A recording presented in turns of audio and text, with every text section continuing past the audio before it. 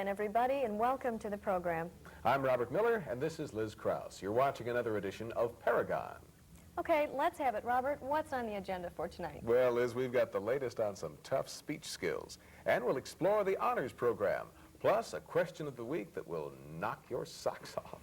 And we just can't say it enough on the show. There's plenty of events just waiting for you to get out there and get involved. Here's some local activities and their dates up next. And we'll be starting off tonight's show by giving a pat on the back to a praiseworthy program. So stay tuned.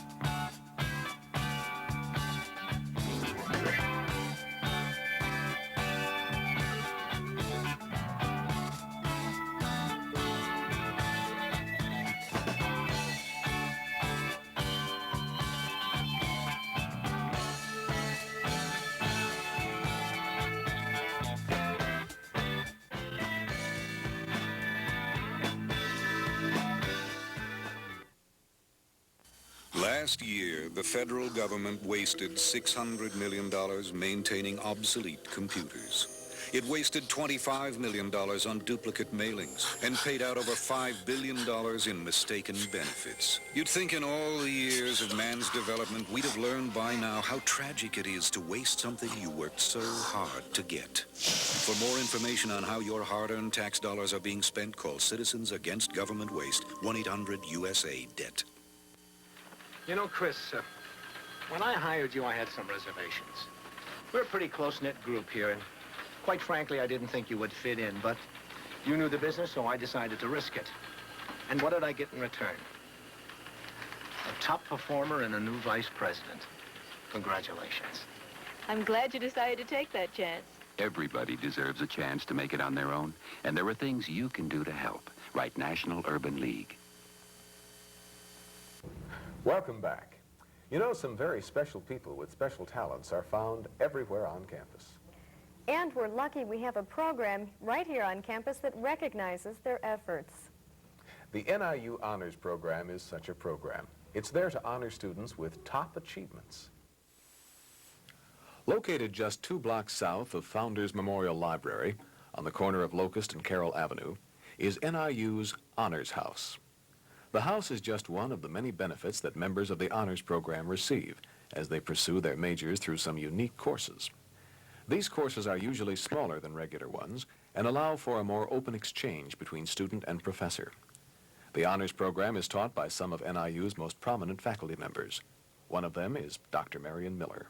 The goal of the Honors Program is to provide an enriched educational experience for those talented undergraduate students who are academically motivated and who seek perhaps a little more in-depth educational program than the average student does.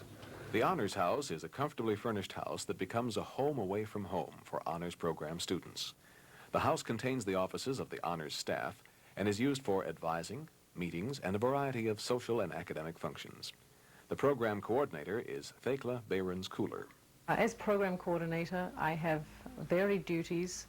One of the most interesting things I do is have a lot of contact with honors students. And in that capacity, I am able to introduce them to cultural experiences which they might not have previously had. It's clear that students in the Honors Program genuinely enjoy this special academic experience. There's a smaller ratio of students to faculty, so students get to tailor their own learning experiences more. So you get to decide what kind of extra projects that you want to do, and that makes it more interesting for the students. It's always nice to be able to stop by and go downstairs and study and not have to worry about your neighbors living next door to you in the dorms. So if you're that exceptional student who wants a very personalized and enriched college education, the Honors Program might be the place for you. It's just an opportunity to widen your horizons and try new things. You know, Liz, they only let in the sharpest of minds. And when you exercise the mind, enter forensics. Forensics is a public speaking art, commonly called debating. Our own Communication Studies department has a group of student orators who strive to sharpen their arguing skills. Our next piece clearly shows that forensics is a sport of the mind. Inside of Watson Hall on the campus of NIU, we found the home of the forensics team. NIU's debaters have had many successes over the years, as these trophies attest. Currently, the team is ranked 6th in the nation. We talked to the team's advisor, Judy Santa Caterina, about the team. What we try to do with forensics at NIU is provide a laboratory experience for people to hone their communication skills. Debate includes researching and becoming an advocate, learning argument skills. Individual events goes a little bit further than that, and we work with oral interpretation, drama, public speaking, limited prep events like impromptu speaking and extemporaneous. And yet wherever you find the fish are biting, you also find the fish story. The tales of that incredible fish that got away. Today there is a new incredible fish story making the rounds. No fish stories here. This is a weekly coaching session Santa Caterina holds with each of her pupils. Here she listens to Dan Donnelly, and afterward she gives him some points to improve on. The metaphor carries through beautifully. I think the visuals work well. You might just, when you refer back to them again, you know, when you talk about how icosanoids work with regard to heart disease, just as a gesture, you might, even though they're not up there, say, kind of go back to that. Developing a nationally ranked team is important to Santa Caterina, but she thinks there is much more to being successful. Our major objective is to offer the students a true learning experience. It's great to be ranked, and I'm very proud of what we have done. But I think for me personally, the relationships that I develop with students and seeing my students go on to become lawyers, to be very successful in public relations, utilizing what they learn through forensics is probably a much more important goal than being ranked. NIU's forensics team, nationally ranked and heading in the right direction. Communication majors aren't the only ones that have to keep up with persuasion skills. I think most any field can benefit from forensics. That is certainly true, Liz.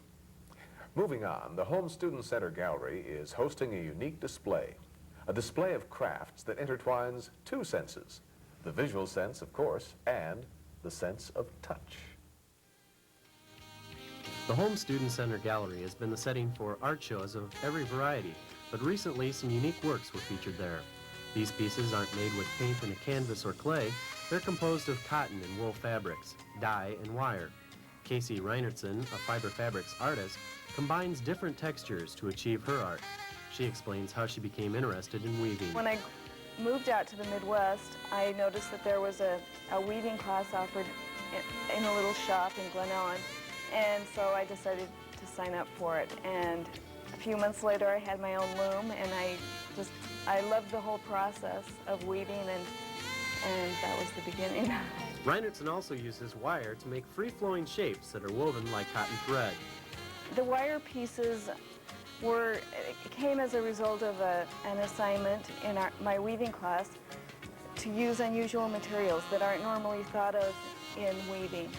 And so my husband was working at AT&T at the time, and he brought home this cable full of these neat little wires that were coated with plastic, and they were beautiful colors, and I thought they would be fantastic. There is a debate as to whether working with fiber fabric should be considered an art or a craft, but these designs defy any sort of ordinary classification. Fiber is a unique medium for artwork. It's historically been thought of as clothing or something that you put on the floor, but I think it also is very nice as a medium for art. It involves a lot of texture, and the colors can be quite wonderful. They can be very shiny or dull, depending on the materials you use. As Paragon continues, we'll show you the setting and spiking force of the campus volleyball tournaments. put together by the Office of Campus Recreation. And the Northern Company dancers are set in motion. Stay tuned because we're going to tell you how to find out if you're as fit as you think you are. Plus, you're going to love our racy question of the week. We'll be right back.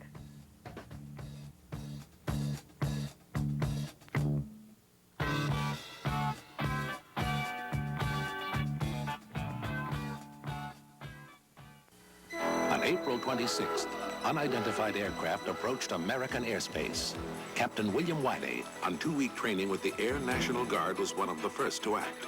But his employer had no idea he'd be responding to a possible enemy threat. Bill, this is our hottest selling season, and you're going where? To the National Guard? Target heading 270. The National Guard and Reserve is a full 1/3 of our nation's defense. Bear is turning away from U.S. airspace. Protect their future while they protect yours. Hey, did you hear Thompson's in Kenya? Volleyball tournament? No, he joined the Peace Corps. What in the world's the Peace Corps doing? Peace Corps. It's creating food systems in Africa, turning deserts back into forests, and fighting malaria in Asia.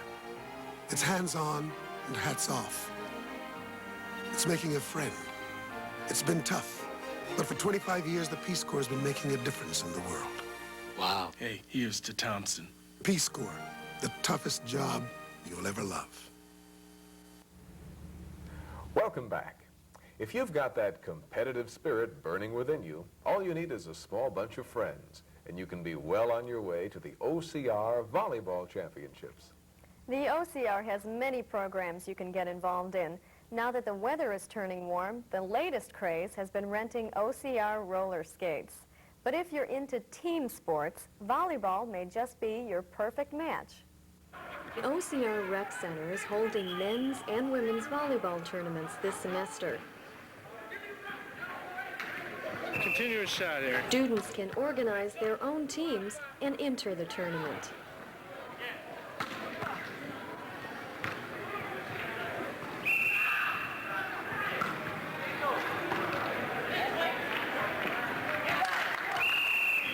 One student, Stuart Opfer, talked about the different levels of competition within the tournament. There's an A level and a B level, and it's basically, I guess A is supposed to be the good level and B is supposed to be the bad level, so we're in B level because we suck.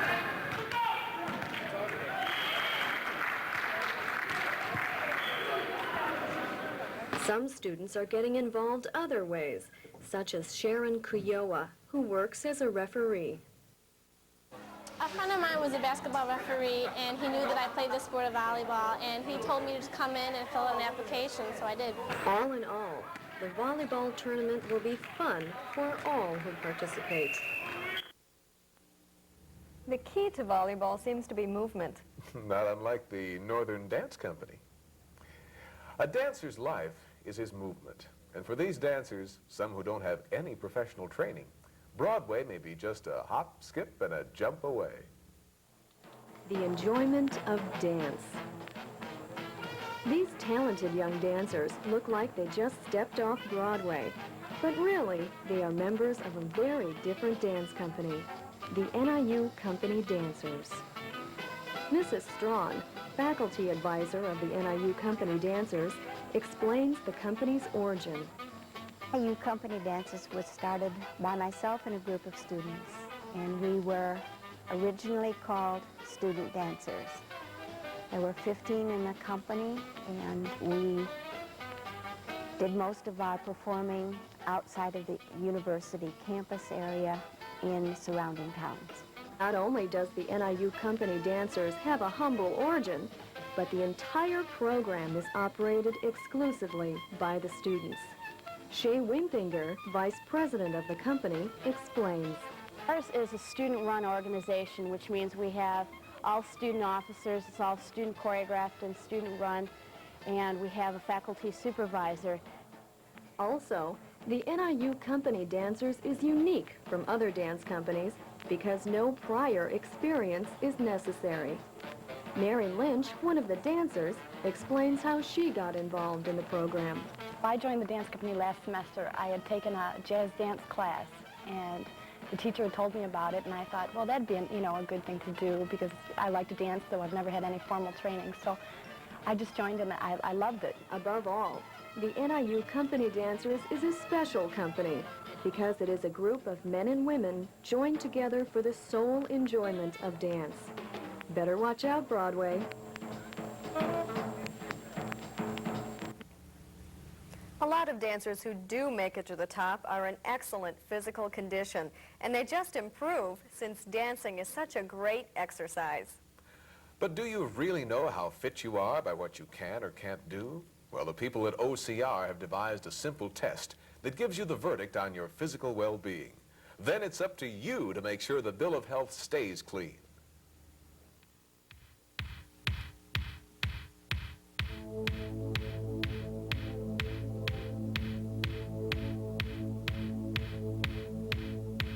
The fitness craze. Everyone wants to be fit. Athletes need to be in shape for every sport. Basketball, football,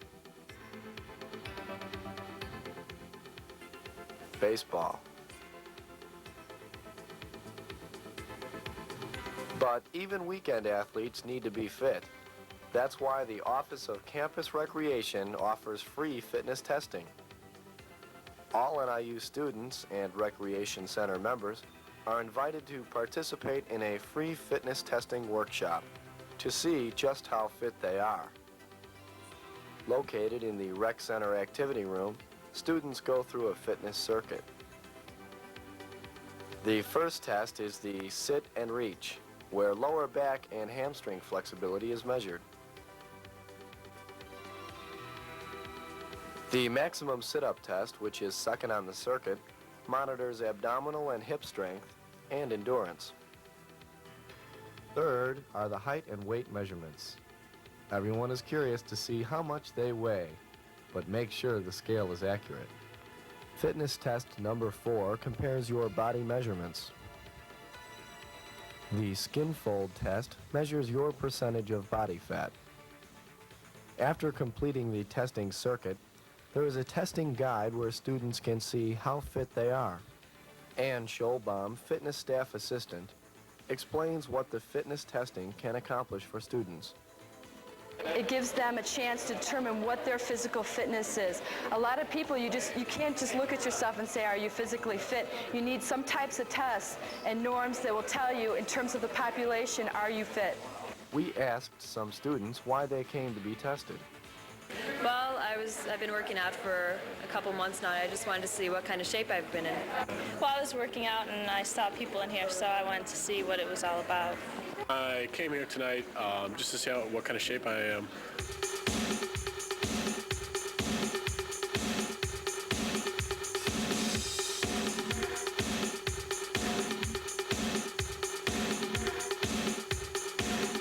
The fitness test won't get you into shape, but it will see the shape that you're in. Well, I was in the clear on this one. Oh? I was very happy I didn't have to go on the air and take that test. I probably would have embarrassed myself. Well, Liz, it didn't really seem like too hard of a test. Well, I know that, but I really don't even want to know what my fat content is. What? You don't really have to be overweight to have a high fat percentage, and I tend to have a sweet tooth for chocolate. Now, Liz, does it get worse when you go to a movie theater? Oh, yes. I know it does for me. I've got my soda, my popcorn with gobs of butter and salt, my goobers and my Raisinets. And if you're like motion picture fan Beth Sipula, you know all about that good excuse for good popcorn, a good movie. Here's Beth with this week's Coming Attractions.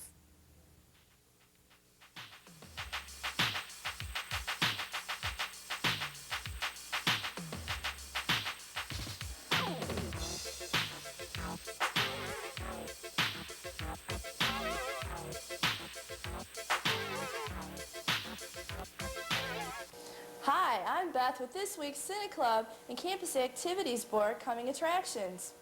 Rarely do I like a sequel better than the original film, but this weekend's Aliens tops the 1979 feature by Ridley Scott entitled Alien. Sigourney Weaver returns as Chief Warrant Officer Ripley, the only survivor after the disaster on board the cargo ship Nostromo. Ripley and a bunch of tough Marines are sent back down to the planet where the original alien was found to investigate some strange occurrences. Once they land on the planet, the film turns into a feast of gore, special effects, and fights. Sigourney Weaver really is terrific in this role. She transforms into a female Rambo with machine guns and all, but with a lot more intelligence. I recommend that you see Aliens, but be warned, you can sit back and enjoy the film, but don't try to relax. Crocodile Dundee is being shown on Saturday night at the Student Center. This film was a surprise hit of 1986, starring Paul Hogan as the title character. He has been previously known in this country for his charming tourism ads for the Australian Tourism Board. Michael J. Crocodile Dundee is a tough adventurer from the northern country in Australia and decides to go to America to discover what New York City is about after he falls in love with a reporter. I really enjoyed this film, and especially the performance by Paul Hogan. He really makes it worthwhile. Crocodile Dundee is a movie that just about everybody seems to like. So if you didn't have the chance to see it before, now go and see it.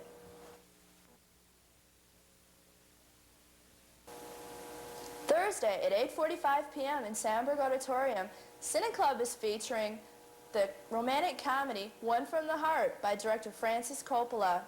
It's the story of 4 people who are in search for something to get them away from their boring lives. But what they find out in the end is that what they had to begin with really wasn't that bad after all. The music for this film is really terrific. It's provided by Crystal Gale and Tom Waits on the soundtrack. Now here's a look at One from the Heart.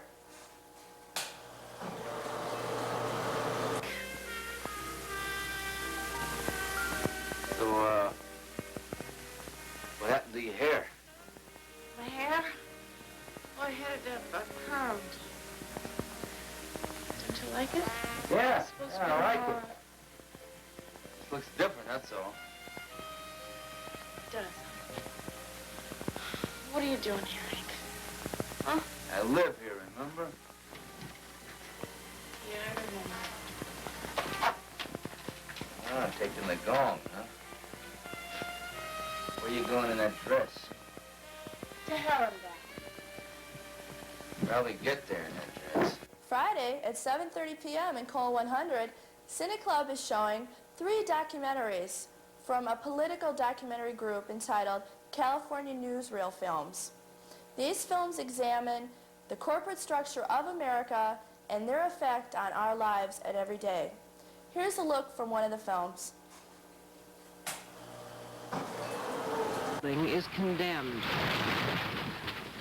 So is this entire Detroit neighborhood. It's called Pole Town, and for the past 8 months, bulldozers and wrecking crews have been tearing it down, despite the angry objections of many of its citizens. That is my property. The city of Detroit doesn't own it. Join me next week on Coming Attractions when we'll look at the all-time box office champ, E.T., the extraterrestrial, and his visit to Northern Illinois University.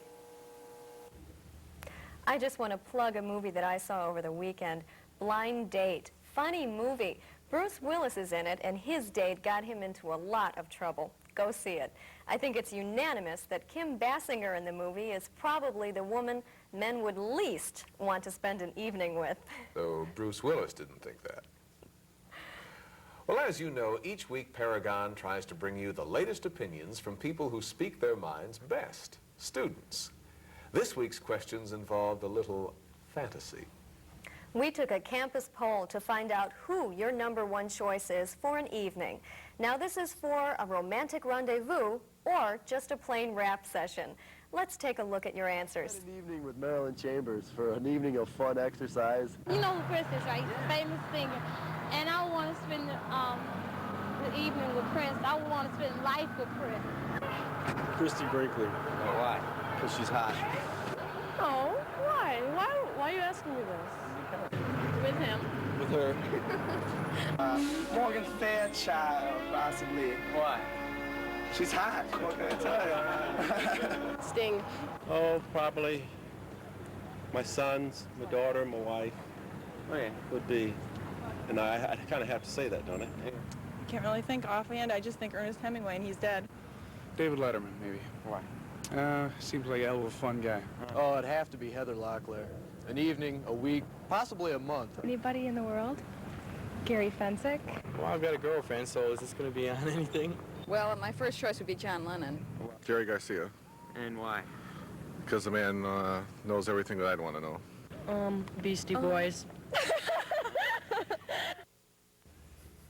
Some of those answers weren't half bad, but the Beastie Boys? Well, when you're hot, you're hot. That does it for this edition of Paragon. Join us next Thursday when we'll show you some marvelous works of art made by children. And the latest on sexual assault and what's being done by one group to raise campus awareness of the serious topic. Thanks for watching. Good night. Have a good evening. Paragon was sponsored in part by Leith Furniture. Shop and compare. You'll always say that Leith Furniture